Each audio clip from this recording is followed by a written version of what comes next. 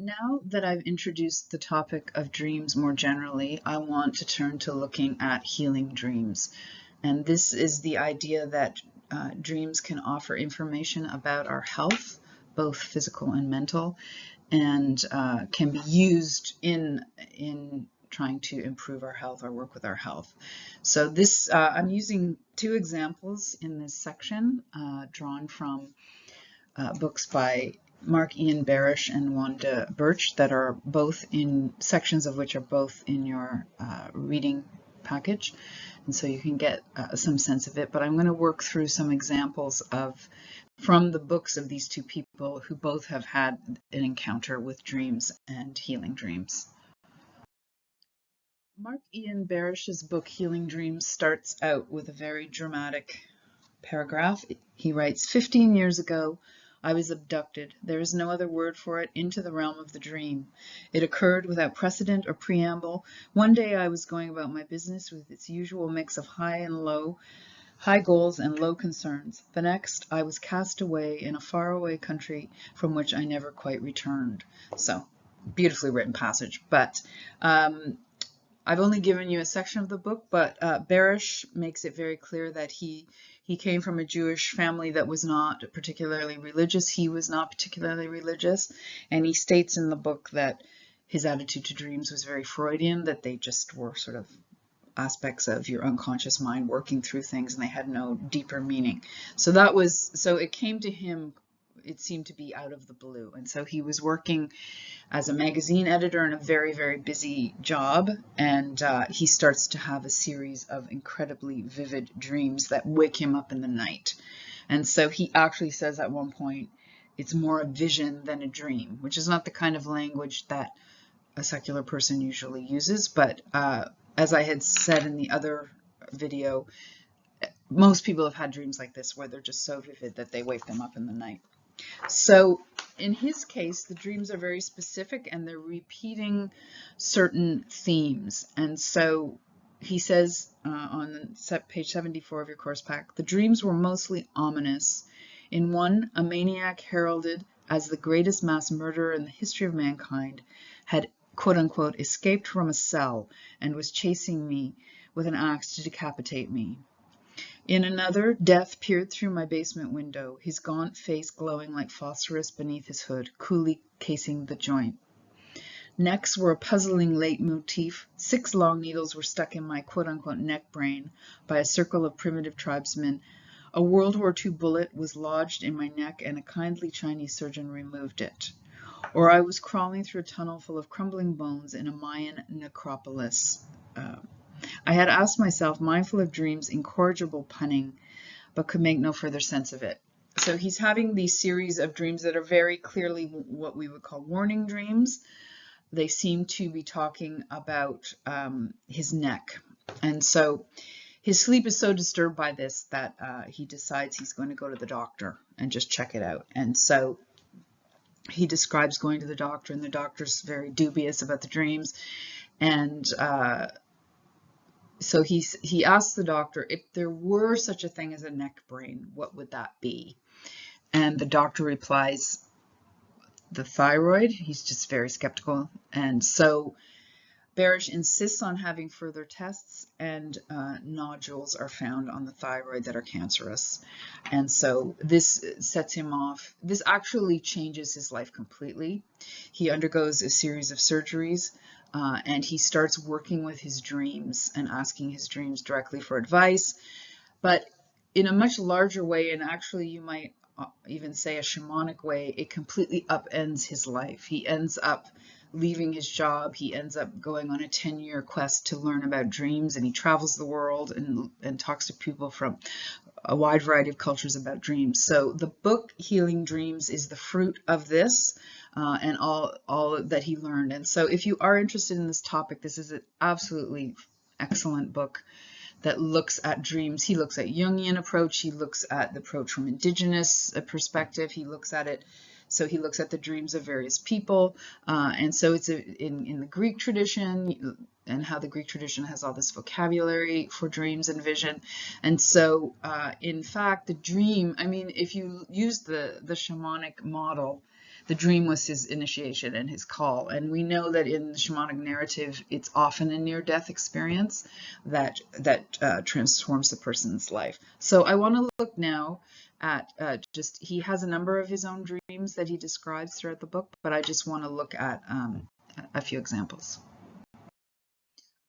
So caught up in this health crisis, which is of course terrifying, he starts to turn to his dreams to ask for advice. And he's very honest about the process, that they're often sort of riddling and paradoxical, and that's the nature of dreams. So he asked specifically for advice from his dreams the night before, and this is the dream he received. Under the ground, a white worm, a white snake-like worm, is turning in upon itself in a perfect spiral. When its head reaches the center, blinding rays of light shoot out and solemnly intones, "You have been living on the outer shell of your being. The way out is the way in." So he notes in the book, and it's in the course pack on page 75, that his first reaction is one of horror, because he associates worms with the grave, and he wonders if this is prophetic of that. But he said, "I realized later this was a picture of the spiraling inner journey of the archetypal descent that leads to wholeness." So what he realizes looking back is that this is a kind of presenting dream, and it's foreshadowing everything that's going to come in his healing journey. So snake-like, we know in many of the world's cultures, the snake is associated with rebirth, with wisdom, and the spiral kind of eternity. And so this idea of a voice in a dream, Jung talks about this, and he argues that when a voice speaks directly in a dream, it's almost always very important. So in this dream, the voice says, "You have been living on the outer shell of your being. The way out is the way in." When I've worked with groups with dreams like this, I'm always amazed at how quickly people can think symbolically. I years ago, a person I was working with said, "Oh, people can't think symbolically anymore." I have not found this to be the case. I find within actually minutes, if people come to it with an open approach, they can do it. I actually think thinking symbolically is just a basic human ability, and it's something we have to work with. But you can see why people often will need help, will need an interpreter, because it's easy to go into the fear aspect of it, that it's saying something very negative when you see these images. And so it's interesting. "You have been living on the outer shell of your being. The way out is the way in." So this seems riddling, but yet, as Barish notes, that he worked with his dream for many years, and it made more and more sense as time went on, that he had been living this very extroverted, ambition, goal-oriented life, where he wanted success and he wanted fame and these kind of things. And so the dreams coming to him as a corrective, saying, "You need to go inward. You need to go towards a more introverted, meaning-based approach to your life." So in a sense, this was the crossroads of his life, where he's being told by the dream he has to change how he's living. So in this dream, and we're going to be seeing this with Wanda Birch as well, often it's suggested that you name the dream. So he names the dream the starfish. So this one, he notes that there were a lot of synchronicities around it, that in fact this did prove to be prophetic, that a plane crashed very near to his house, and that he went to a museum around the time he had the dream, and someone put a starfish into his hand. So this idea that synchronicities support the dream is also a very common idea, and you find that in Jungian thought as well. So he says, "I'm standing on a residential street watching a private plane, a Cessna, blow up in midair. The cockpit falls from the sky into a blonde Western boy's backyard, then bounces onto the front lawn of a tinkerer. I am amazed to see that a sacred, intelligent starfish has survived the crash." So let's just look at this. So this idea that it's kind of the workaday world, it's on his street, a private plane, a Cessna. So if we think about those metaphors for the body, if this is his metaphor for his body, we can see immediately it's a mechanical metaphor, that he's probably somebody coming out of a very scientifically based view of the body, but it blows up in midair. And I think the idea that it's private is interesting too. It's not part of a collective, it's very private, and it's high up in the sky. It's not connected to the earth, it's not connected to other people. So it falls from the sky into a blonde Western boy's backyard and then bounces into the front lawn of a tinkerer. So when he analyzes this dream, he writes that he associates the blonde Western boy with kind of biomedicine, which he does use. He gets surgery. But then it bounces into a tinkerer's yard. And so when he looked up the meaning of tinker, many of you probably know, these are the kind of people, if you think of them, they're just working away at something very slowly and carefully, and they're often repairing something. And so he over time starts to see that he needs to develop this kind of consciousness of not being in the world of time pressure, being able to tinker, being able to treat his body with care and to repair it. He says, I'm amazed to see a sacred intelligent starfish has survived the crash. It's barely alive, but the tinkerer is already working on it, gently placing it in a bath of salt water to help it heal itself.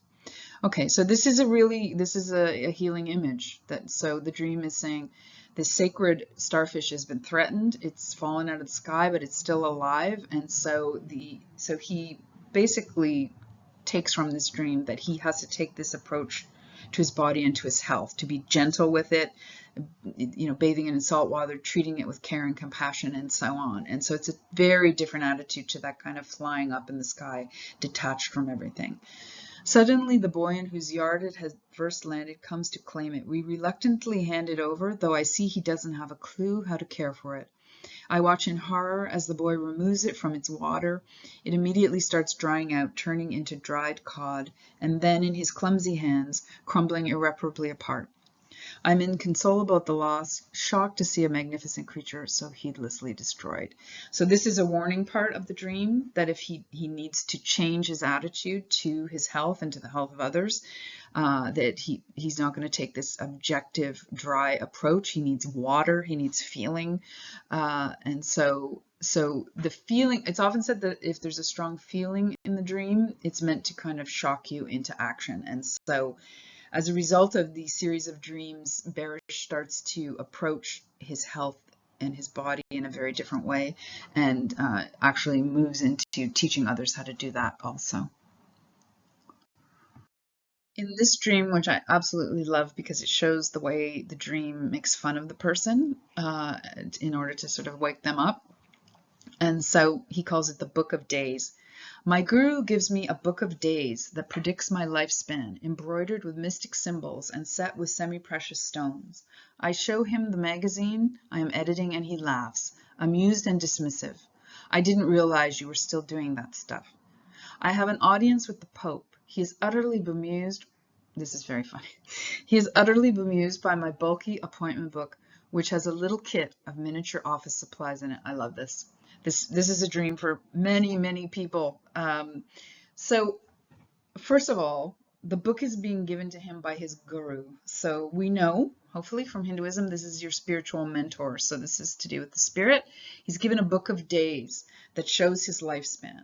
And the way that it's, you can almost see this in your mind's eye with symbols and semi-precious stones. So this is precious. It's a sacred thing to treat your life and the days in it as important and sacred. And so instead of engaging with this beautiful book that's been given to him, he shows the guru his magazine that he's working on as an editor. And the guru dismisses it, says, I didn't realize you were still doing that stuff. So you can see very clearly the dream is saying you're focusing on the wrong things. And in fact, as I said, he does end up leaving that job that was having very negative impacts on his health. Then the book ramps it up. The dream ramps it up, sorry. I have an audience with the Pope. So these spiritual, so this is even more, this is a very well-known figure of spiritual authority, is saying the same thing again. And he's utterly bemused by my appointment book. And I think this is a healing dream for everybody. This idea that we get so obsessed with our appointments and time and rushing, and we're to the point where it's impacting our health. And so you can see that this dream points him to a completely different attitude, not just towards his health, but to life in general. I want to turn now to the work of Wanda Birch, who there's also a section of her book, She Who Dreams, in your course pack. And her situation is quite different than Barish's. She comes from a family who take dreams very seriously. But it's similar in the sense that she goes through a health crisis and then a healing journey using her dreams, and develops them. And so in the end, she ends up, part of her work is working with dreams and holding dream workshops to work with people who want to develop their abilities to read their dreams. So this is the beginning of the book. It's actually page 3 in the book and page 94 in your course pack. So she writes, "Dreams have been an active part of my life as long as I can remember. My dreaming and my sense of magic of dreaming arises from my childhood in the South."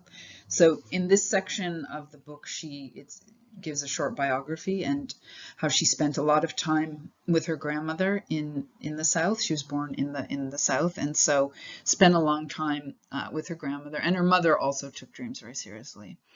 "My dreams were cherished and encouraged by the people I most loved. My great-grandmother, my maternal grandmother, in her strong belief in the reality of dreams and visions, as well as knowledge of roots, herbs, and the healing properties of woodland plants." Now, when I read this, I was very struck by this. Again, the connection between healing dreams, and various forms of herbal medicine, so that people that are skilled in dream interpretation may well be skilled in health and healing.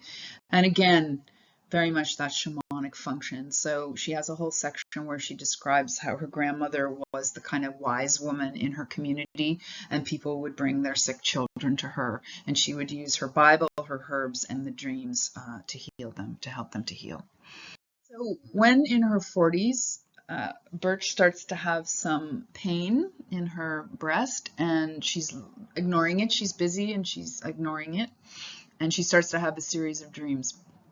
This one doesn't take a lot of interpreting. So she writes, "My father appears and seems to be checking on me."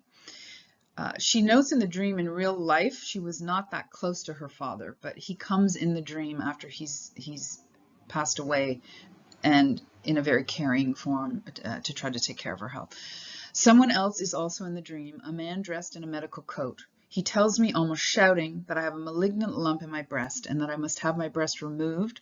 He continues to shout, telling me that no matter what I have, it is not benign. He is now leading me out the door to the Mayo Clinic, where a doctor is shouting to me that I have a malignancy and I must act immediately." So you can see by the shouting that this is something that the dream is really trying to get the person to pay attention to, both the father and the image of the doctor. It's also important to note that it is a medical doctor, and she does go through with surgery. The doctor, again, as in the case of Barish, is very skeptical, but she insists on tests, and they do find that she has a cancerous tumor in her breast. And so it's clear the dream is pointing towards biomedicine here, and I think that's very important. And I talked about this at the beginning of the course, that people will often jump to the idea that religious people then don't go to doctors. But in fact, what she does, and what Barish did also, is combine them together. So she uses biomedicine for the mastectomy, but she uses the dreams to work with it, and she's going through chemotherapy, and she's also using her dreams. I wanted to end with this very beautiful dream that Birch has, and that she goes on to use in healing workshops. And so I wanted to note that increasingly, some of you may already be aware of this, but in cancer treatment, they will send the patient to work in groups or individually using imagery. And so it's been widely noted now that images, and this has been the belief of many of the world's traditions, that imagery is a kind of zone in between the body and energy, and so if you're religious, between the divine and the body. And so we know that imagery can impact the immune system. So there's this emphasis on making sure that the person is using positive imagery. Now, certainly when it's used in biomedical settings, there's not necessarily a spiritual element to it, but obviously if the person's spiritual, they can use it in that way. So her dream, which she calls the healing pool, is one that she has used with people that are struggling with diseases like cancer. So she says, "I walked with Robert to the pool at Bethesda. So Robert is a friend of hers who also writes on dreams. He's written a number of books on dreams. The pool at Bethesda. So I had never heard of this, and I went back and looked into the Bible, and this was a place of healing in Jerusalem. So there is a long row of steps with a columned arcade above, and I meet an angel who says its name is Eliseus. Now, this is also common in dreams where there'll be a word that the person doesn't consciously know the meaning of it. So she looks up Eliseus, and this is another word for Elisha. So if you recall back to that section on Jewish healing, the figure of Elisha as a healer, very much like Jesus in that way, that he can heal people. So I ask the angel for help. I hold Robert's hand as a child would, and I move cautiously into the edge of the pool. An angel moves forward.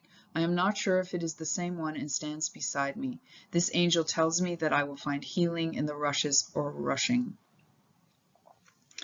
So this idea of the imagery of entering into the healing waters. And if you remember at Lourdes, this idea of the sacred spring, the healing waters, again, this is very, very common across religions.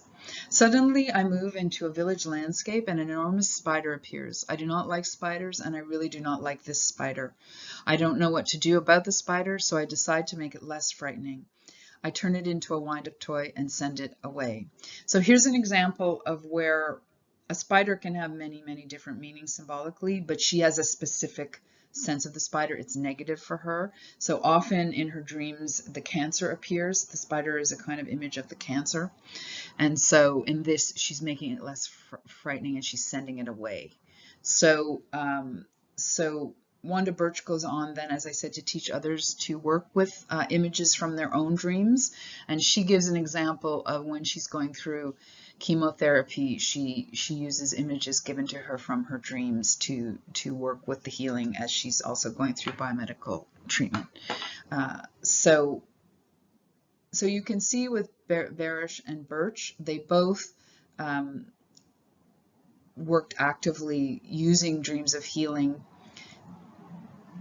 as they went through their diagnosis and surgery and then recovery, but also then throughout their lives to direct them in all aspects of their lives.